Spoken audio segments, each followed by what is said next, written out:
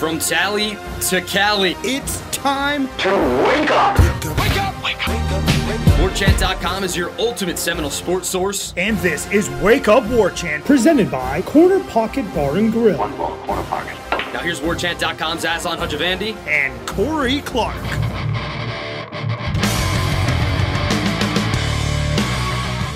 Wake up! What is up, everybody? It is Wake Up Warchant, presented by the Corner Pocket Bar and Grill in Tallahassee, Florida.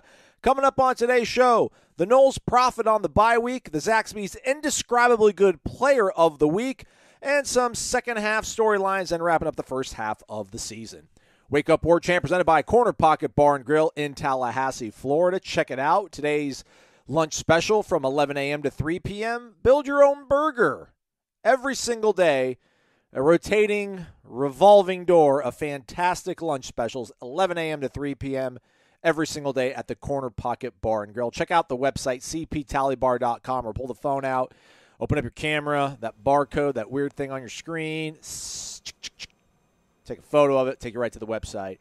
And don't forget, tomorrow is trivia night at the Corner Pocket Bar and Grill. Warchant.com, the ultimate Seminole sports source. It's only $10 to join for an entire year. Come check us out. Try us out. You'll like it. Pretty sure you will. Hit the thumbs up, like, subscribe, 5-star rating and review, the one on the right on the podcast app. I think we got all of it in just about a minute, too, this time. Corey, how you doing? Are you going to be good and efficient today, Corey, on this Monday as we get back into game week prep? I think so.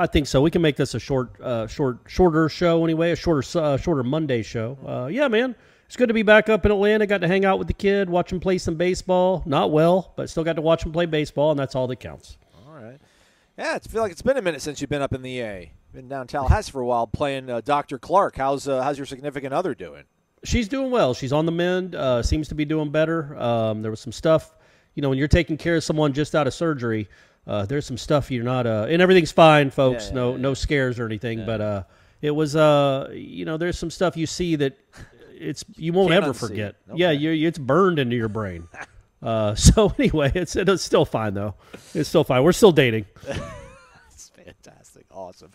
All right, so on with the show we go. Don't forget, In the Coop with Robert Cooper returns tonight, 7:30. Oh, there you go. Nice. Good. Yeah, it's coming back. We're back. We're going to talk to Mike Norvell at 11:30 a.m., and then we're going to get Adam Fuller after that, maybe Alex Atkins immediately after, but we'll get all the coordinators and Mike Norvell. We're back in game prep mode. Florida State taking on Georgia Tech. Noon game, ACC Network. Not exactly sure how it's going to work for the pregame show. I think 10 a.m. I think doors might open, 9:30 or so at Indigo. We'll have details as the week goes on, but always do check out warchant.com. Listen to the Jeff Cameron Show, 1 to 3 o'clock as well with all the details on that. But we'll be up top, the Hotel Indigo. Come on out. I think I saw somewhere, I haven't confirmed this. I'll have to check out my bookie here in a sec. I think Noles, something like a 19-point favorite. What a weekend, Corey. We did not play, but we profited in a major way. Jimbo humiliated. Miami humiliated. Apparently the team that we're playing this weekend is who we thought they were. Probably not that good of a football team. And I'm sure I'm forgetting another thing or two. But what a great weekend. Hopefully you all enjoyed it with your families and checking your phone periodically to catch up on things. How would you size up this off week for the Noles? Yeah, I wrote a story that should be on the site by the time people are listening to this, kind of about, we just, things are coming more into focus. And I'm not saying we as in you and I'm saying like college football fandom in general. Try to make declarations about what teams aren't so early on. And then you look at what LSU did, man. And I'm not taking a shot at your boy Kiffin. He's done a really remarkable job there. But, I mean, that LSU team, did you think that was a team that could beat the number 7 team in the country by 30 points? Yeah. When you saw them, I mean, that was but that's what Jane did. Number one, it doesn't make you feel great about the opener next year, the way LSU's kind of coming on, but it makes you feel really, really good about the opener this year. I mean, that was a good team. Yeah. And Jane, you won the game. I know it was crazy there at the end, but you won the game. That's clearly your best win of the season. But seeing what they are, seeing what A&M isn't, seeing what Florida I know Florida didn't play, but, you think about what they did. I wrote, what they did to Utah, and you're like, man, maybe Florida's for real all of a sudden. Well, no, they had a good game, but they're not very good. Miami clearly isn't very good. Syracuse, look, man, Clemson played the way I thought they would play in Tallahassee. That's the game I was expecting Florida State to get from Clemson. They did not. Again, watching that game made me angry. Well, you know this because I texted you about it. It made me angrier about the Florida State defensive effort against Clemson. I can't fathom that Syracuse has more talent on defense than Florida State, and yet Clemson, I mean, they really struggled. That quarterback, they benched their quarterback. I mean, I just knew that DJ was in there somewhere, and Florida State never got him to come out and play because they gave him such easy completions and easy plays. And that was so frustrating because I knew that dude was in there. And if you could have rattled him and made him be behind in the second half, I think you would have won the game. I think it could have been a waterfall. But no, you let Syracuse, and now who knows what they're going to do. Maybe they actually bring out the better quarterback for next year. Who knows? But anyway, back to this season, I just think you see that, things start to take shape. And it's hard to know week to week. That's why you kind of have to look at it, I don't know, man, month to month. Almost just wait, like I've said many times, like wait till after Thanksgiving and let's see where the chips fall. Because it's almost impossible to know from week to week who's good and who isn't. We do a show every single day, though, Corey. We have to talk about something. I can't just pass it off and say, hey, guys, thanks for listening, but tune back in November 25th. Ask me again after this Saturday after Thanksgiving. But, so I said that about Syracuse, right? Right. I said, ask me again after Clemson. Well, okay, now, yes, that is the toughest game left on the schedule. We said that it might be Miami. I think we can. Nope, no we're wrong. Yeah. We're wrong. That Michigan fan was right. Kudos to, I think that was Desmond Howard. I'm not sure. He watches the show, but kudos to the Michigan fan. He was right. Syracuse is clearly the toughest game left on the schedule. They looked all right, man. I think it was more so. What frustrated me, I don't know if I got angry. I don't think you were angry either, but in Corey Clark parlance, Corey's anger isn't very hostile like maybe my anger. Right. But, yeah, I just thought like Clemson probably had a game like that in them, and I was hoping they would show that to Florida State. But I don't want to give us too much credit down here in Tallahassee, but I do think they really did want to come in that game against Florida State and make a statement, and I think they did to a certain degree. And I think they kind of maybe rested on their laurels a little bit going to the Syracuse game. Sleepy nooner, maybe a little bit of body blow after going up against Florida State's offensive line, which sounds crazy. I can't believe I just said body blow in Florida State's offensive line. But the way Florida State ran on them, might have gotten them a little bit softened up, and they really weren't expecting as much of a fight from Syracuse. So shout out to, I guess, Adino Babers and them. But, man, when they had 21 points going to the fourth quarter and didn't do anything, so there's still some good stuff to feel about what you saw from Syracuse in terms of their offense not being able to really execute all that well when it really, really did matter. And then how about Georgia Tech?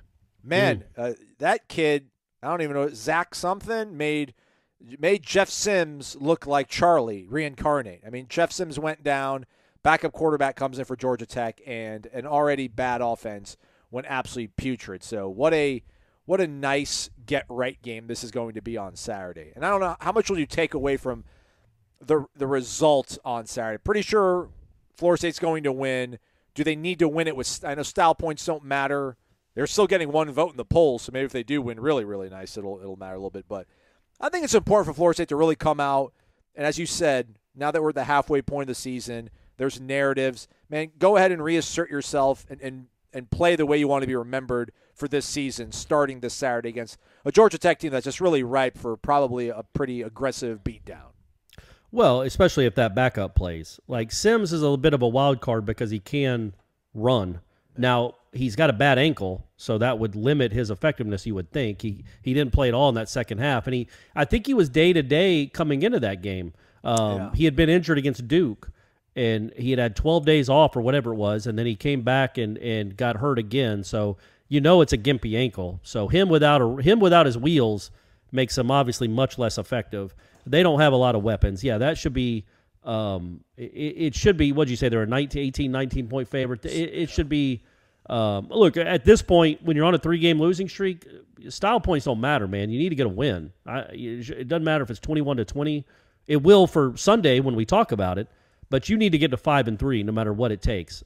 You look at these next 2 games where, Miami's starting quarterback is probably hurt, right? It was his thrown shoulder that he went down with. We'll know more. They're not going to say anything about it unless he's out for the year, which I don't know that they would announce anyway until after the Virginia game. But so they play Virginia this weekend. How about Florida State back-to-back getting teams coming off the Who's? Yeah, man. That's tough, man. That's tough. They're a physical bunch. So, if if Van Dyke's done for the year, on top of Sims not playing in this game, well, you look, man, and then you got Louisiana after that. Well, on this show and on headlines, no, you got Syracuse. Don't you have Syracuse, then Louisiana, then Florida? I thought it was the other way around. All right, I'll check it out. You check that. We should probably know the schedule of the team we cover. But again, guys, what I was about to say is we take it one game at a time. I don't look further down the line. I don't even know who they play at the end of the year. Is that still Florida? I don't look. I just concentrate 1 week at a time. We got Tech, Nooner, Miami, then Syracuse, then Louisiana, then the Gators. All right. Okay. So these two games are vitally important. They are so winnable. You're going to be favored on the road against Miami unless you lose to Georgia Tech, especially if their quarterback's done for the year. Because Garcia, nice arm, he's got a little bit of arm talent, but holy moly, he is a turnover machine. I can't see, Captain. He had 5 in that game and didn't play the whole game. Played like 2.5 quarters and had 5 turnovers, 3 picks and 2 fumbles, and a pick 6 to kind of close it out. And the defense gave up. So that is it. I know there'll be people there in that game, but they will be ready to boo as soon as Florida State takes a lead. You need to go down there and take care of business. That is not a good football team. There's really no excuse. I know you're playing there. It doesn't matter. Yeah. That's kind of what we learned from this weekend, right? Is like we know what these next 5 games should be now. At Syracuse is by far the toughest. Georgia Tech, you have to win that game. Miami, you really need to win that game. Louisiana, yep, same thing. And then Florida at home. Florida still got, Georgia. They still got to play. They had a week off too. We'll see how they look against. I'm sure the way they look against Georgia will probably affect the way we feel. Sure. It'll either reinforce it or like, oh gosh, great, they're back to being decent. But I think it'll be. But you look at, and also just look at the way Syracuse played. Like, you can't watch the way Syracuse played and think, oh, they're going to run Florida State off the field. Oh no, against Clemson. Yeah, judging from the same, just the common opponent that they played very recently, that was their last game. Syracuse got two touchdowns offensively. Now the big kid, the quarterback, can run, man. When he gets outside, he can run. In the second half, he did nothing. Though. Not fast, but he'll no. 7 He yards is fast. No. He is fast when he gets going. He's as fast as your DBs when he gets going. Okay. The problem is he doesn't get going. You remember him from last year, man. He looked like a plodding Roethlisberger type until he got momentum going, and then he sprinted through your secondary. It's just he's got to get those long strides going, but he is not quick and elusive in the pocket. But when he gets on the outside, he can really run. But still, so like the touchdown run he outran one of their safeties to the pylon because he was running. But anyway, you see what that offense is. It's not great. The defense is solid, not spectacular, but solid. You can win that game, clearly. You're not going to get run off the field by that Syracuse, or you shouldn't anyway. And then the other 4 games you're going to be favored in. Go win them. Yeah, piece of cake. Yeah, that's what's staring you right in the face after that. And then you could say you had an 8-4, 9-3 season with a win over apparently a great LSU team, and your 2 losses were to a great Wake Forest team and a Clemson team that's probably going to be in the playoff. That's a season you can live with. But it all starts this week. If you fiddle around and lose this game this week, the whole trajectory of Mike Norvell's life changes. Legitimately, right? I can't even entertain them not beating Georgia Tech by 2 scores, right? Well, I mean, because all we do is we're used to winning around here, especially you and I on this show. Yeah. They don't lose to worse teams. That doesn't happen around here in Tallahassee anymore. I can certainly entertain it. I don't want to, but I'm a cynic at heart. They should have no problem beating Georgia Tech coming off a bye. But you just never know, man. You just never know. But yes, if they don't win that game, that's an awful, awful, awful look. It would remind me kind of, and I'm not saying this would happen, he wouldn't be fired, but remember what Coburn said about Taggart after the Miami game? That game, he got fired after the Miami game in 19. Right. He said that Miami game looked way too much like the first game against Virginia Tech. Like nothing had changed. Yes. Well, Mike Norvell's first game was against Georgia Tech. Yeah. In 2 years later, at home against maybe that same quarterback, but a worse team. If you somehow fiddle around and lose again, man, that's so. I'm not. You're right. I don't even want to put that in that universe. 20.5-point favorite. I know. I don't even want to. But so take care of business. Win this game. This schedule, as tough as it was here in the middle, and it was, man. It wasn't forgiving. It lightens up dramatically here now. Because again, you look, and another thing you can look at is like the Pitt game. Georgia Tech went on the road and beat Pitt, which was insane. It's still an insane thing to have seen. But then you saw what Pitt looked like against Louisville. Like, oh, that's why Georgia Tech beat them, because Pitt's just fallen off a cliff.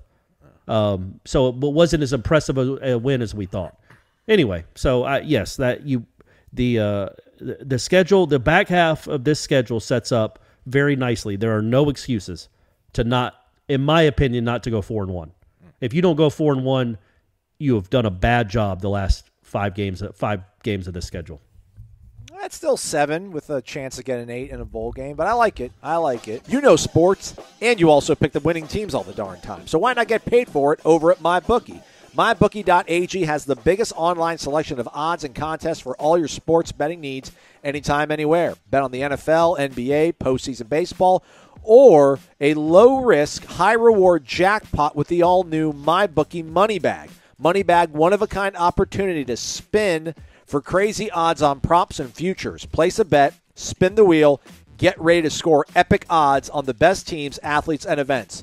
Sign up today, use the promo code WARCHANT, and claim a deposit match of any amount instantly up to $1,000. Again, the promo code WARCHANT to claim your bonus. And if you deposit between now and Halloween, you'll get 31 free spins in the MyBookie casino. Doubling your dollars, 31 free spins at MyBookie. Bet anything, anytime, anywhere with MyBookie. What I don't like is I was trying to pull up a series of tweets as we pivot to the Schadenfreude, or whatever it's called, when you take Schadenfreude. Thank you, Corey. Yeah, there you go. Got it. Because, man, Bruce Feldman, he had some tweets ready after Texas A&M lost the other night. FAU now 3-5. They're 13-16 under Willie Taggart. But lost to UTEP. By the way, you texted me. Did you see what happened in that FAU UTEP game with the extra point? No, clarify, please. So I was following it on this app, and it said that FAU had missed their extra point to tie the game. Yes, with like 3 minutes to go. Yeah, so they missed it. They were supposedly down 21-20, but then 3-4 minutes later, I refreshed the app, and it said it was 21-21. And then 10 minutes later, on the Bird app on Twitter, I see a blocked extra point being returned by UTEP. Explain. So a kid blocked the extra point for UTEP. They blocked the extra point that would have tied the game with 3 minutes to go. His helmet came off. Or maybe he didn't block it. But anyway, a lineman's helmet came off as the kick was being blocked. He ran and pursued the football for 15 or 20 yards. And then he stopped He stopped and let his teammates go and play. But because he continued the play with his helmet off, it was ruled a no play, so they got to, like, that's crazy to me. You would think it would be like you're penalized on the kickoff, not you get to do the kick again. But because the play was technically still live and he was penalized for playing without a helmet, the play didn't count. They got to retry the kick, and they made it. But then UTEP went down the field and kicked a game-winning field goal anyway. That's tough for Willie. I bet you that one happened at Florida State. Bet you Mike would let his players know you got to drop dead at that point once the helmet comes off. What can you take a step and then realize it, or do you have to like play dead and fall to the ground after your helmet comes off? The thing when he stopped, he put his hands up. He put his hands up like he heard like freeze. Yeah, like he's like, oh, I'm done. Yeah, but he ran probably 15 yards after the ball. What if he ran 2 yards after the ball and then stopped? Yeah, like what's I wonder what the leeway is there. How much grace do you give him? If you make any move towards the football with your helmet off, does it count as a play being made and you didn't stop playing? All these things I'm interested in, Aslan. That's all. Back to Jimbo, which, by the way, on Feldman's Twitter feed, he's got the Charlotte job opening up. Will Healy got fired on Sunday, and the image on his story is a photo of Alex Atkins. So that's kind of weird. I mean, he was there for like 2 years, guys. Come on. It's like he grew up in Charlotte. Would you really, like, and I'm not Alex Atkins' agent. I don't even know if he knows my name, which is fine. All you people do. That's all that matters. But would you really leave Florida State to go be the head coach at Charlotte? You couldn't, right? Number one, I don't think they could offer you as much money as Florida State to be the OC. You probably make the same amount of money, and you just saw what happened to the last Charlotte coach. He just got fired. Now what does Will Healy do with his life? Will Healy was making $805,000 per year. Right. What does Atkins make? Same Probably ballpark, right? Something like that, yeah. Yeah, same ballpark. You could use it to get a little bump if you're Alex Atkins, But man, that would be it's not career suicide, but it's a career self-maiming. There's just no reason. You're like my man Dilly. My man Dilly, you could be on the fast track to getting a head coaching job if you hang in here for a couple years and do some good things. I mean, I wonder what's going to happen to the relationship between Kenny and Mike when they're both going for that Arizona State job. Good point. Good point. Yeah, so let's get back to Jimbo, buddy. Yeah, You keep Jimbo. bringing up you keep bringing up Jimbo and then stopping. Jimbo Fisher 2-6 versus their last 8 FBS teams. They're 111th in the nation. They were entering Saturday.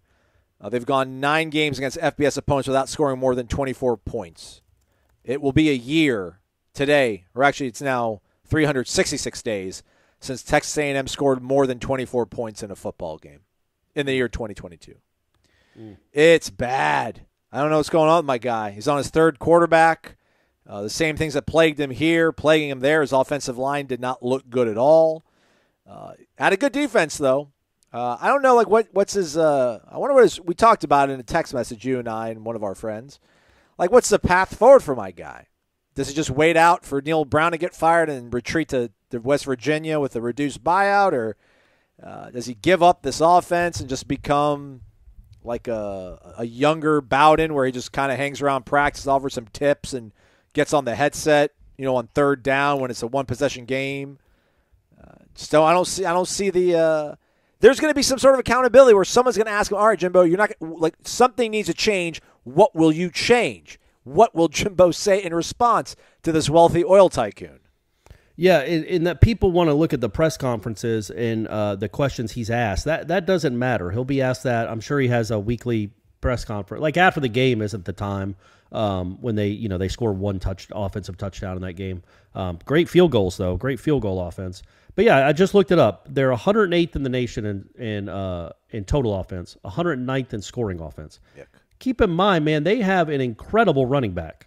Yes. Both their quarterbacks are 5-star quarterbacks, and the other kid is a transfer from LSU. They get almost any receiver they want. It has always been a pipeline at offensive line at that school. They brought in the best recruiting class in the top 5 recruiting classes in the country for 5 years in a row. There's no legitimate excuse for the way that offense looks. And so I really do think it's going to be fascinating, man, because it will come to a head. Those people spend a lot of money to try to get a championship. Yeah. And they can't just sit there and watch as they have one of the 2 or 3 best defenses in the country, maybe the best, considering how bad the offense is. And then their offense, the guy that's running the offense is the guy that you owe $90 million to. How do you? That seems untenable. Like because I just can't fathom Jimbo's going to be like, yep. And it's not going to be like I'm giving up play calling. It's no, Jimbo, we're not running this offense anymore. You're giving up your offense. But then I don't think Jimbo feels like he's a coach if he's not running the show. He watched Bowden do that, and I frankly don't think he thought Bowden was coaching at the end. Yeah. I think he does that does not interest. I don't think that kind of head coach, the delegator, interests Jimbo Fisher in the least. Yeah. He does not want to. He'd go rather be on his 2 ranches than just sit in a tower and watch somebody else call offense. That's what he loves about ball, is thinking and play calling. I mean, you see that play sheet the phone book he has to call plays. Like, he loves it. It's what he lives for. And look how engaged he is with the quarterbacks, with the linemen, with the receivers. Matt, what would he do if he couldn't be yelling at quarterbacks and yelling at receivers? And I'm talking about during the game and practice. That's his life. And I'm not taking a shot at him there. That's just what he is. So I don't know how you fix it, man. This is year 5, and they have maybe the worst. I'm looking at it right now. It looks like Auburn, Boston College, Northwestern, Virginia, Georgia Tech, and Iowa, and Colorado. Oh. Listen to those schools. Those are the only Power 5 schools with worse offenses than your man. No, I'm sorry. Auburn is ahead of him. Oh. So forget them. So Boston College, Northwestern, Georgia Tech. I mean, it's ridiculous. And there's way too much talent. So, yeah, it'll come to a head, man. It just doesn't seem tenable that they're just going to be like, okay, Jimbo, you know best. We're going into year 6. You're going to have at least, 5 losses this year, maybe 7. They might not make a bowl. You have an awful offense. You're the offensive coordinator. So what are you going to do? How do you fix it? You're going to tell Jimbo, man, you've got to hire somebody to come run an offense? Not your offense, because what good does that do? You have to sit out, completely go sit in the corner while somebody else brings it. Like when we hire, they're going to hire Kendall Briles, and Jimbo's just going to be cool with it. He's not going to be the quarterback coach anymore. He's not going to be the OC. He's not going to have that the Applebee's menu in his hand. Not Applebee's. What am I thinking of? Waffle Cheesecake House. Factory. Yeah. No, I was thinking like the Cheesecake Factory that has yeah. like 20 pages. Thick. He's not going to have one of those menus in his hand. He's just going to sit there without the headset and watch football and take notes. That ain't Jimbo Fisher, man. So it's that's what makes it really fascinating to me. Is just the defense is incredible, and the offense is an absolute joke. Yeah. And it's his offense 5 years in. I just wonder if he can find someone that's similarly aligned to his, because it's not like an out. They're not just under center running two tight ends and trying to, or like going I formation. Like they're pretty multiple.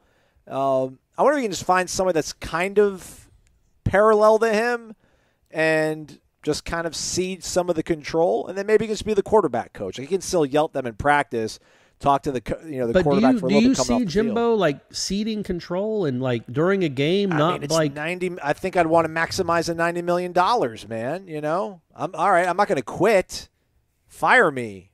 I think that's maybe he can do that. Like I don't have to change. You gave me all this money. Fire me then, and then maybe they'll fire him and he'll go home to West Virginia and he'll coach at Morgantown. I mean, look, people might scoff at that, but you can't spend the kind of money that A&M spent and be okay with this product. No, and just like let the guy skate for the next. I mean, you're idiots for giving. Who are you bidding against? There was no reason to extend them the way you extended them, but at some point, it'll. I mean, maybe not, man. They're always going to fill up that stadium, and they'll just roll. Every now and again they'll have an 8 or 9 win season, but they can't win a championship with that offense. Is that not crystal clear at this point? When you look around this country, and you look around that conference, it has to be crystal clear that you can't win with that offense consistently.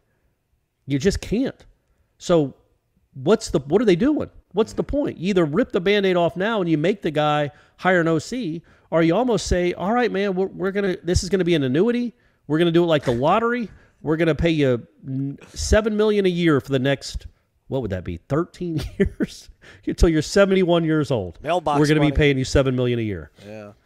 Yeah, I don't know. I think maybe the only thing they were hanging their hat on, like the absolute fervent diehard like A&M fan, was, all right, like he really hasn't had his quarterback, quote unquote. Like it was supposed to be the Haynes King kid. He got injured last year. Because before that was Kellen Mond, if I'm not mistaken. I think he pretty much had Kellen Mond the entire time. And he was okay. He wasn't terrible. So then you're like, all right, we'll see this Haynes King kid, and that didn't work out. And then you brought in Max Johnson, and Max didn't work out. But then you have this Wigman kid that's supposedly another hot shot. It's like maybe he could be like, listen, I haven't had time to fully form one of these guys and ride an entire year with them. But again, you're paying $90 million. Like that's not good enough. Just not good enough. I mean, if Jordan Travis goes down in the first quarter against Georgia Tech and they lose every game the rest of the season, I'm sorry. You can't just be like, we just lost Jordan Travis, man. What do you want me to do? I don't know. You're the head coach. Figure it out, Jimbo. Like you've got to figure out something, man. I don't know what's he's going to be. 5 years in. It's whose fault is it that he doesn't have a quarterback? And I don't think that's true. Well, they weren't healthy. He broke like the Haynes King just hasn't been healthy. No, but I don't think that kid is very good. Not in that system. And he's talented. It's weird, man. He was one throw away from beating Alabama on the road like 2 weeks ago. Yeah. He's all right. He's pretty good, I think. Actually, he's pretty athletic. But I don't know, man. He just had no time, and that's someone's fault. When he got Adazio's supposed to be a really good offensive line coach to fall back on. They've given him everything he wants. Yeah. Everything he wants. And again, now we get, and I know this isn't, wake up Jimbo. We don't have to talk about him the whole time, but it was an off week. But, as you get further and further removed from 13, it really is going to become people like, well, what has this guy done other than the 2 years with Jameis? He won a national title at LSU. He had him go to a couple New Year's Six Bowls. No. I'm talking about as a head coach. That's what matters, they right? Were all right, man. Nick Saban won. They went to a playoff. They went to New Year's Six Bowls after that was Jameis. With Jameis. They went to 2 of them without him. They go to the playoff without to New Year's Bowls. 6 Bowls. Yeah, 10+ win season. Right, yeah, sure. But I mean, he had a lot of talent. He's a good recruiter. But when you start looking at his offenses, other than an incredible stretch with an incredible quarterback, I mean, that 2015 offense wasn't great shakes. 2016, you had Dalvin, and then 17 was a train wreck, and then he went to A&M. And his only real good year at A&M was the COVID year. It was a really good year, though. It was like 9-1. No, it was. And they played games. It counted. But that was his only good year, was a COVID year. So it's just that's if you're an A&M fan, isn't that what you're saying? Like, okay, who did we get here? Because we were told by all those Florida State fans, yeah, sure, you great hire. Let's see how he does without Jameis. Look at his numbers before and after Jameis. Good coach, not who you think he is. And he's been worse than that. So at least his offense has. He's still low. I mean, they have the most talent. They have one of the most talented rosters in the country. I think when you go by star rankings, they have the 4th most talented roster in the country. Recruiting rankings don't matter, Corey. Right? Yeah, they do. I was there in 13. They absolutely matter. So he has an incredible roster, and they might not make a bowl. Now, they're going to play Florida. I assume they're going to beat Florida. They got like 4 of their next 5 games are at home. They should win even with that offense. They should win 2 or 3 of those games. But holy moly, that's a bad loss to Shane Beamer. And I'm not maybe the biggest fan of Shane Beamer, but that was that group text of mine with you on it. Not big Beamer guys. I don't know, did Beamer trespass on you guys? No, I didn't like. I haven't liked a couple of his moments in press conferences. He got all offended when somebody asked him after the Georgia game. Oh yeah, the quitting thing. Did his team quit? And he's like, "Did we quit? What? Well, it's like, man, it's week 2, man. Come on." He wasn't talking about did they quit on the season, but your team noticed, I don't know, within 4 or 7 plays, oh, God, we're going to get destroyed in this game. And it looked like they quit, Shane. They didn't play at all. They did not compete at all. I thought that was maybe not the way it was phrased. I don't know how it was phrased, but I mean, it's right to say that it looked like they quit. I thought Norvell's teams quit in 2020 a couple of times.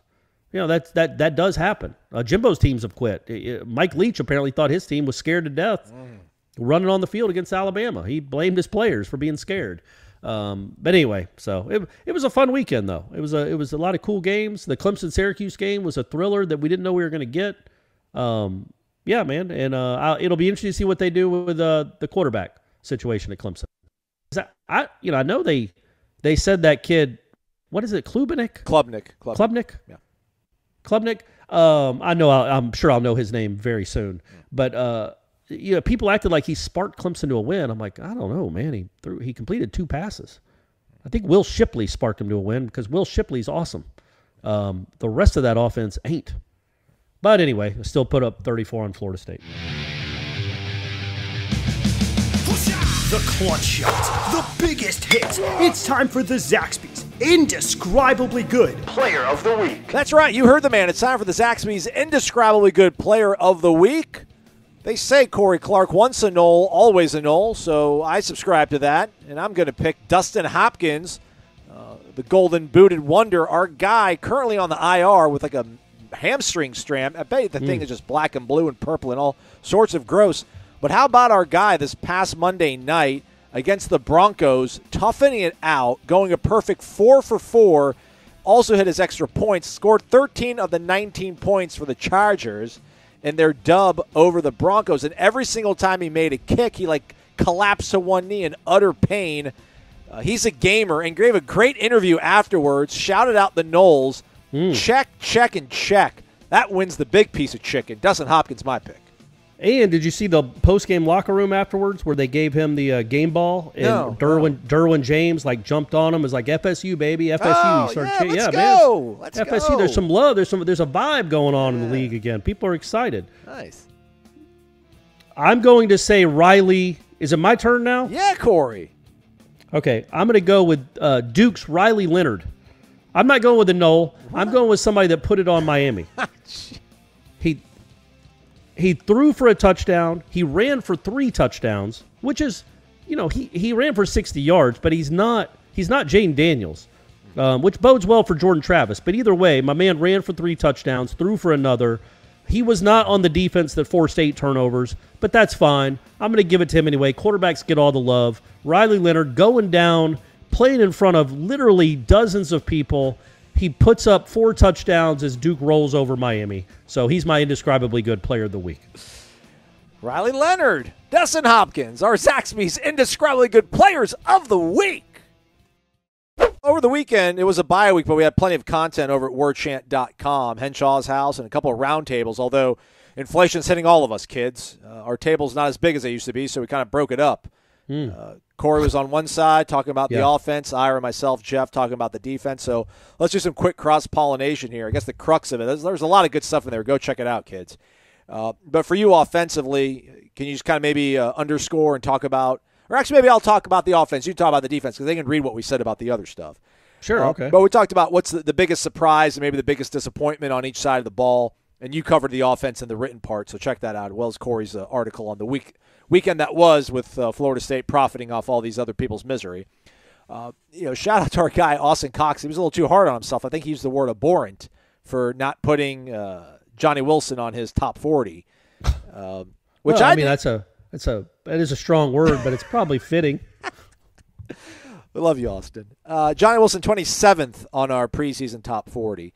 I did put him on there, but I was nowhere near as bullish on him as Corey was. Although it was really Gene who had him the highest. Gene had him 11. the highest, yeah. But you've been, you talk every single day, and so your words carry more weight than a number on a piece of paper. Amen. Love you though, Gene Williams. I would say him for biggest, most pleasant surprise. I would have to say Johnny. Just again, maybe he hasn't been as much as we hoped after that Louisville game, but that Louisville game was a real thing that salvaged that game, obviously, maybe the season in a certain regard. So that's been, for me, the biggest surprise, most pleasant surprise. And then biggest disappointment, what really, it comes down, I guess, to what you guys were really talking about. That's the red zone offense. It's been bizarre. Personnel-wise, nothing has really been a disappointment. I've been frustrated at times with Jordan Travis's play, but on the whole, he's had a very good season. The running backs have ran really well. The offensive line's done their job for the most part. Really hard to be disappointed with anything personnel-wise. So you got to wear it, Mike. You got $4 million or whatever a year, so I'll pick on you. But just some of the red zone stuff, fourth down, play calls, just maybe a little too cute. Hasn't burned them to the maximum, but it's affected the outcome on some football games. So, but hey, man, we're 4-3 going to the bye, coming out of the bye, healthier, feel good about these last 5 games. For you, Corey, looking at the defense now, they can obviously read your thoughts on the offense. Defensively, what's been your biggest surprise, pleasant surprise, and then maybe your biggest disappointment? Yeah, I think the pleasant surprise is somebody that you guys all wrote about or talked about in the roundtable, however you want to phrase that, is Renardo Green. I thought that was going to be a weak link. I thought that was going to be something that Azareye'h Thomas was taken over by the third or fourth game of the season. I was wrong. He's been their best corner. It hasn't been close. He's physical. He makes plays. He's been really good in coverage. He's fast. He's faster. Like everything you'd want in a corner. Because, the last memory we had of him really was playing safety and being really bad at it. Yeah. But he moved to corner and is pretty darn good at it. So he's been a really nice surprise. And it doesn't work that way, right, Corey? Like usually to salvage yourself, you move from corner to safety, kind of as like a last resort thing. Like very rarely do we see guys move from safety to corner. Yeah, but he went back, right? He was a corner to start with. He was a corner for Willie, and then moved to safety because they didn't. I guess I think they were playing Asante at corner, which obviously they would. But I think Asante, he was here in 2020, right? Yeah, correct. Yeah. So you had him. So he was at one corner spot. Brownlee was the other. So they moved him back to safety, and it didn't take. But credit to him, man. Credit to that kid for sticking it out, not transferring, going back to his natural position. Number one, going to a safety to get on the field, and then going back to corner, believing in himself, and becoming, in my opinion, at least this halfway point of the season, like a candidate for like an all-ACC team at corner. I think he's been that good. It's been a really nice surprise. Disappointment, there's been a few. You could go to the other corner spot is probably the answer. But I'm tired of picking on that kid. It's been said enough, and I just don't know what his health status is. I just don't get what's going on with Amarian Cooper. So I would probably say, well, I don't want to pick on this kid either. I would say the linebacker play in totality.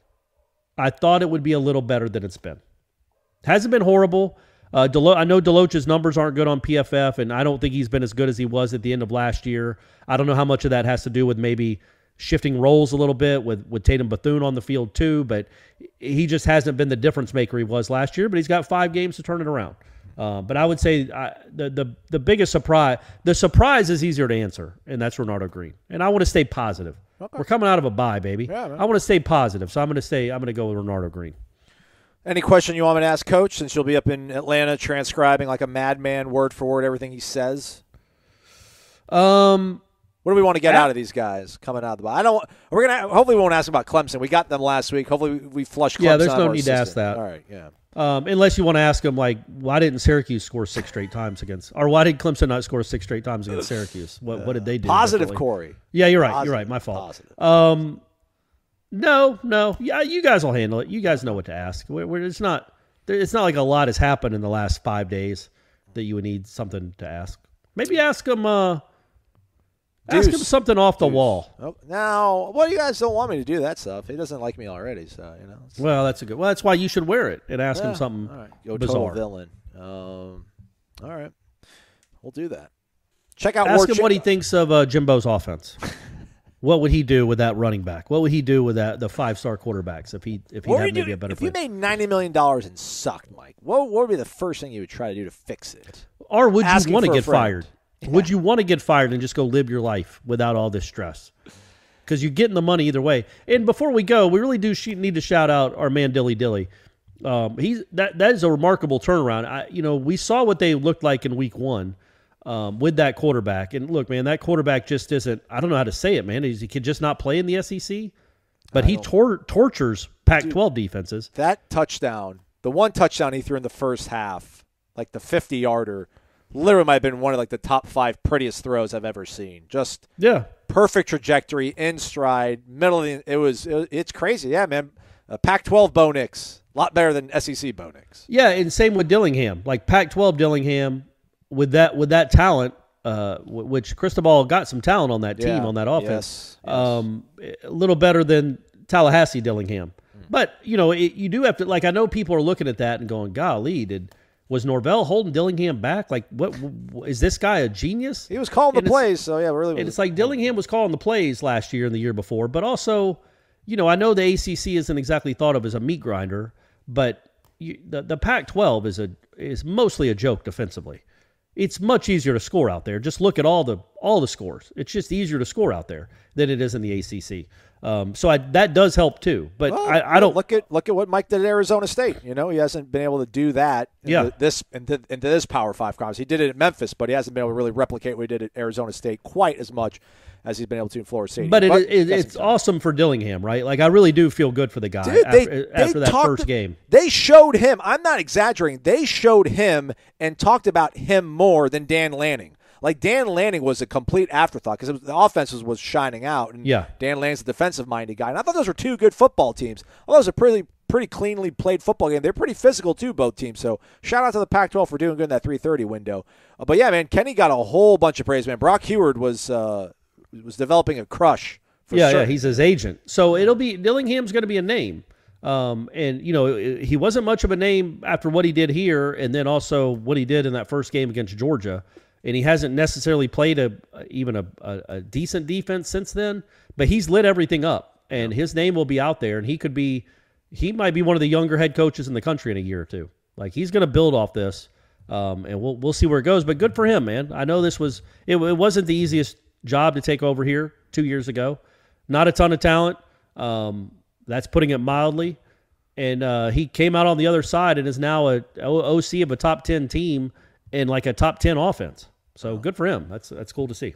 Go take that Charlotte job, Kenny. Go take Charlotte. Oh, no, don't do that, Kenny. I would advise you against doing that. Do not do that. Wait for – I guess they could make a run. Arizona State might make a run at him, huh? I don't know, man. Would you hire him as what is he, 30? Oh, he's like – I'm not an ageist, but I don't know, man. That seems a little too young. I don't know. I don't know if I'm Arizona State if I hire somebody. But, I mean, who would you hire if you had Kenny Dillingham or Dan Mullen, Arizona State? Who would you hire? He's 32, by the way, Kenny. I would hire Dillingham. Oh, okay. Mullen's just a creep, man. He'd weird me out. I couldn't interview him. No chance. He's just a weird dude. Ever since the Darth Vader thing and just everything about him is just he's a weird. I get a weird sketch vibe from him. Okay. Dillingham seems like a normal dude. You'd go have a beer with. Mullen, you would just Can you imagine sitting down trying to have a beer with Dan Mullen? Oh, God. Anyway. All right, that's a wrap for us. I'd have a Mio with him, I guess. I wouldn't have a beer. I'd have a Mio and vodka with him. Hey, by the way, to shout out to, oh, man, I don't remember his name. Crazily, I'm going to shout out 2 people that I don't remember their names. Awesome. I saw them at Brady's baseball tournament this weekend. 2 different guys, one on Friday night, one on Saturday afternoon, came up, said, Corey Clark? And I go, yeah. And they go, oh, Brady must be playing. And so that was cool. But one of them is the son-in-law, I think the son-in-law of Paul McGowan, Florida State's first Butkus Award winner, which was cool. And then another one was just a fan of the show that lives in Valdosta. Okay. And his kid's team beat the bejesus out of Brady's team. That's fine. I'm not going to hold that against them. Who knows? They're paying those kids in Valdosta to play. They're recruiting. It's not fair. But they were very nice and very complimentary of the show. And they both feel good vibes about Mike Norvell, but now it's time to kind of like most of you guys. Yeah. Start stacking some wins together. Paul McGowan, still alive, by the way, everybody. Still alive. Yes. Yeah. Correct. Why'd you say that? Because I thought, one of the first shows that we did together, we were talking, people would ask us questions, and I remember oh, yeah, Paul McGowan, man, R.I.P., big dog. And I'm like, let me check and look that up, actually. Right. And sure enough, he's alive. Somebody said he was working at a firehouse somewhere, maybe in Central Florida. It was maybe a fire captain or something. He's got the Butkus Award displayed, which he should. Absolutely. Absolutely. That's a pretty cool award. He beat out Chris Spielman for that award. So yeah, man, he was a heck of a linebacker. He started the dynasty, man. He was on the defense in '87 that started the dynasty. So, kids, know your history.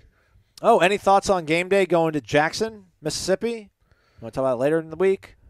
No, I think it's cool, man. I do love the sentiment and the spirit of it. I really do. The 3 hours, what's going to bother me, and it doesn't bother me now because it hasn't happened, but it's going to be 3 hours of how great this is for the SWAC, how great it is for HBCUs, and it is. I love that they get a spotlight.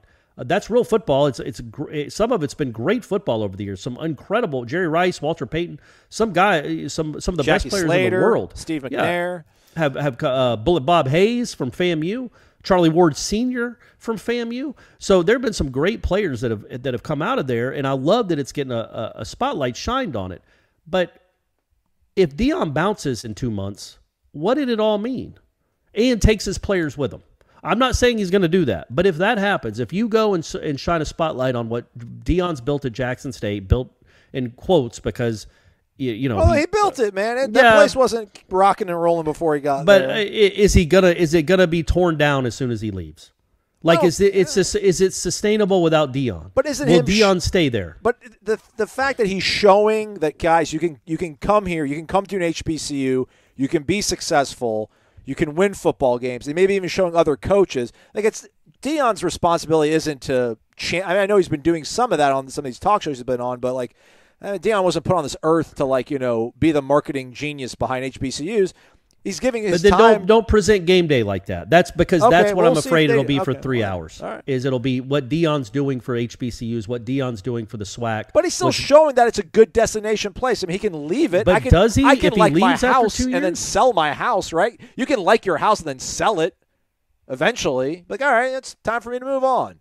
I've made this place a little bit better. You don't think it makes it you don't think it'll make it a little hollow if he leaves and then takes his players with him?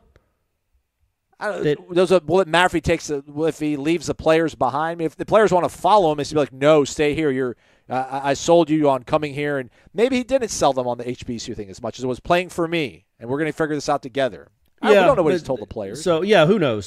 So that's all. Is I'm all for it. It's really cool. I think Game Day should do that kind of stuff more often, like the App State, Jackson State kind of stuff, because there's a lot of cool pockets of this country that really care about college football that don't pay their head coaches $9 million a year, and you can experience that. It's cool that the country gets to experience that. But if it comes a 3-hour Deion love fest about what he means to HBCUs and how important it is to him, and then he ends up leaving in 2 months, it'll ring a little hollow for me. That's all. It'll just ring a little hollow for me. I wonder if they'll play the whole Eddie Robinson Jr. He ain't SWAC, I'm SWAC, and then absolutely that'll absolutely be part of it. And they'll have I'm sure they'll have something on Travis Hunter He actually played for the first time in 6 weeks on Saturday. Had 4 tackles and 4 catches for like 25 yards. But it was cool that it was good that he was back out there because he'd been hurt. But yeah, so they'll do a whole segment on Travis Hunter, and they'll do the whole show will be Deion. And again, it'd be cool if Deion was. Well, I don't know. I don't even know. It's not like it bothers me. It's just make it for what it is, and don't make it what Deion's doing for this particular school or this particular level of football. If he then leaves in 2 months to go to Auburn, because then really, what are you saying? I will repurpose my funds to Rising Spear to the Auburn athletic department if they hire Deion, or just a reality show to follow. Oh, it would be Deion. incredible. Oh, it would be gosh, incredible. Deion and Auburn. I couldn't even imagine it. It would be unlike anything that's ever happened. Imagine one of those millionaire bankers that runs War that Eagle. program. I ain't War Eagle. Who is War Eagle then? I got War Eagle. I got trucked by Bo Jackson in that field 37 years ago. Nobody's more War Eagle than me. Deion did play on that field a couple times. He won. He beat them. He was there when they beat him 34-6 in '87. He was part of that team. Go get him, Deion. Go get him, buddy. They're 7-0. They're gonna probably be undefeated. I guess I forget. Aslan, will Jackson State play in the playoffs? No, historically, SWAC has not participated in the FCS playoffs. Not even this year with that team, they wouldn't do that. No, they play the Celebration Bowl. I know, but yeah, I mean, I get it. I know why they do it. It's just, man, it's wild. That's a once in a lifetime type of team he's got there. Yeah, and the crazy thing is, like the SWAC has the highest attendance of all the FCS programs too. It's crazy. It's wild that they're like, yeah, we'll set this one out. But there's some stuff behind it all. But that's for another show, for another day. Didn't Steve McNair play in the playoff though 1 year?